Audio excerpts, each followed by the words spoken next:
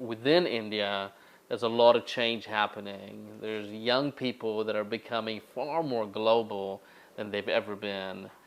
They're taking in influences from the West, they're taking in influences from different parts of the East, and they're becoming a very different generation like we've never seen in India before.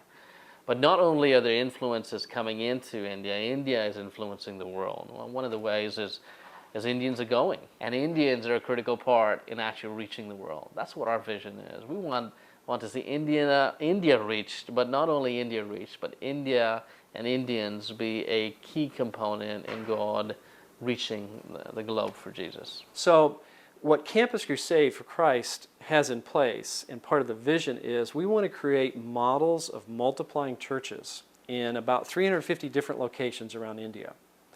And do it in such a way that it's integrating the proclamation of the gospel, making disciples, and having impact in the village in terms of meeting their most pressing needs. So the vision to transform India, the vision to take the gospel to every person, demands partnership. And so one of the things we think about is, hey, what would it look like if we were to create an innovation center in India?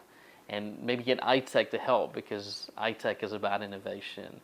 So the partnership with ITEC, with things like ident, where we have a tool and a technology to bring dental care where there is none, through a believer, and they can do it in a multiplying kind of way where we can train other Indian believers, is just perfect. It fits our philosophy, it fits the vision.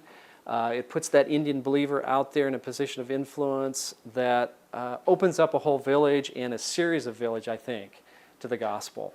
We can do the same things with IC. We can use the iFly, the Maverick, to get people in and out of isolated areas. So the actual existing tools of ITEC fit right into where we're at right now.